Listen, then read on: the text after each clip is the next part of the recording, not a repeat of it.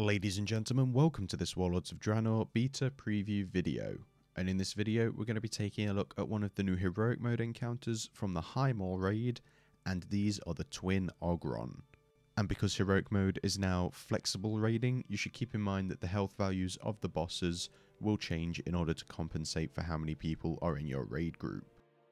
Now, something that is worth noting before we do get into the fight and the abilities and take a look at how we dealt with them, is that we think the Twin Ogron should have a shared health pool, but for this raid test they had two separate health pools, and the fight's going to end up going on for quite some time if that is the case, but that's yet to be confirmed, so we're not 100% sure on if they should have a shared health pool or if it's working as intended with split health pools.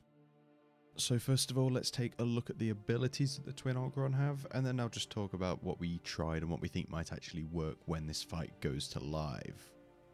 So first of all, we're going to take a look at Pol, and he is the darker of the two Twin Ogron, I believe, and his first ability is a tank debuff called Shield Bash, and this causes him to simply bash his target with his shield, which the Dungeon Journal states inflicts 0% normal damage, but I'm sure that's going to inflict a certain percentage of his damage on top of what he'd normally do, and it also leaves a debuff on the player. His next ability is called Shield Charge, and this causes him to target what we figured out to be the furthest player away, and he will then charge at that player and inflict physical damage and also knock back anyone that's in the line of his charge. Now, when he reaches the end of his charge path, he will slam his shield into the ground and also inflict physical damage to any people that are standing within 10 yards of him. Now, if you do happen to get hit by this charge as well, you'll also get a bleed debuff placed on you, which causes you to bleed for 10,000 physical damage every second for 18 seconds. His next ability is called Interrupting Shout, and this simply causes him to inflict raid-wide physical damage to every player, and it will also interrupt spellcasting for 6 seconds. So this is just one of those abilities you need to make sure you're not casting while this is going off, because you will get spell locks of some sorts. And his final ability is called Pulverize, and this causes him to pulverize the ground, which causes chunks of the ceiling to fall and slam into the ground. The first set of Pulverize will strike the location of all players and inflict physical damage to people within 3 yards.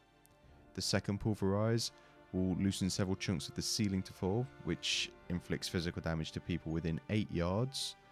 And the final Pulverize will cause a cluster of chunks of the ceiling to fall at once, which inflicts physical damage to all players, increasing in damage the closer that the players are to the initial point of impact. So that just means you need to stand further away from it in order to take less damage. It is also worth noting that both of the Twin Ogron have an energy bar, and they'll perform attacks when they reach 33 energy, 66 energy, and then when they reach 100 energy, but we'll talk about that in a bit. The second Twin Ogron that you're going to face goes by the name of Phemos, or however you want to pronounce it. I've probably just completely butchered his name there, and his first ability is another tank debuff called Double Slash. And when Double Slash has been cast on the tank, it'll leave a debuff on them called Arcane Wound, which will cause them to take 15,000 arcane damage every second for 9 seconds. It's also worth noting that that debuff does stack. Now, he does also have another tank debuff that he will place on anyone that gets hit by his Whirlwind ability, which causes him to spin around in a circle, which will inflict physical damage every half a second for 8.4 seconds, and the debuff that will get placed on people is called Weakened Defenses. Now, his next ability is called Enfeebling Roar, and this causes him to howl furiously, so to speak, which increases your damage taken by 300% for 300 seconds. Now, the damage and the duration is divided amongst any players that do get hit by this roar, and I'll talk about it in a bit, but what you want to do for this is stack up as best as you can. Now, you should also note that any remaining duration and increased damage taken that is left over from the previous Enfeebling Roar will carry over. And his final ability is called Quake, which causes him to hurl both of his weapons nearby and begin to violently pound the ground, which inflicts nature damage to all players.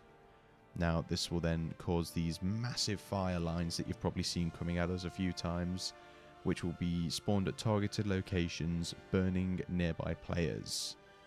Now, the flames that move out will deal a small amount of fire damage every second for 12 seconds, but it is a stacking debuff, so you do need to keep that in mind if you are getting hit by them. We found that when we were able to position the Quake in a decent place, that the fire wasn't much of an issue, but I'll speak about that again in a moment. Okay, so that's gone through all of the abilities in a kind of rough manner, and what I'm going to do now is use the video clip from our best try of the night, I think it was, or one of our cleanest tries, should I say, and then just kind of walk you through what we were trying to aim to do, and then hopefully that will translate roughly to what other guilds were maybe trying to do, and potentially how the fight will go when it reaches live. So as you can see, we've got everyone stacked up in the middle of the room, and then you want to try and keep the bosses as close to each other as possible, because if you separate them, as the distance increases, their haste will increase as well, and also their casting time will decrease. So that obviously reduces the amount of time you're going to have to react to the different abilities that do go off. So we have one tank on each boss, and the tanks can't swap because of the debuff that Highmaul will place on players, which causes you to take increased damage from the other Ogron. So you do need to keep that in mind. So whether you end up using 3 tanks for this fight, if the debuffs start hitting really hard or not, that's entirely up to you. So first things first, the first thing you'll notice is that we get the fire. And we found out that you can try and manage where the fire goes by moving the Highmaul Ogron into the corner of a room when he's going to cast his Quake ability. So that means he will throw his weapons nearby him there, and then the fire that spawns from it kind of just stays in that corner, and then if you do get the odd one move out, you can dodge it or let it hit you because it doesn't deal that much damage. What you'll also notice is that we had one person standing out of the raid group. I think it was a hunter that was using disengage in order to bait the shield charge from Pol, because that targets the furthest person away. If he was standing out in a safe location, he wasn't going to charge through the middle of the raid and deal damage to everybody. The next thing we then had to deal with was the whirlwind from Highmaul, and that's pretty simple. You just need to make sure that you're not standing near him when it goes off, because you'll take a lot of damage and get a nasty debuff put on you. Then after that, what you did was you got your tank to stack up on top of the raid for when Highmaul was going to cast his Enfeebling Roar ability, because by stacking up, you're splitting all of the damage taken and the duration of the Enfeebling Roar debuff amongst all of the players that are obviously stacking up. I don't know how that's going to work pending how big your flexible raid is, but I'd assume that you might want to possibly split into 2 groups depending on how big the group is. Now, once the roar has gone off, you then want to spread out, because the first pulverize is going to go out, and that is something that's going to hit everyone, and it's also damage dealt to players within 3 yards. So by spreading out, you're only getting hit by the damage that's being dealt to you, and not damage from other people as well. You want to stay spread for the second and third pulverizers as well, just because it's easier to dodge it and manage where it lands. And then once that's happened, we stacked up again, and then the fight was pretty much rinse and repeat.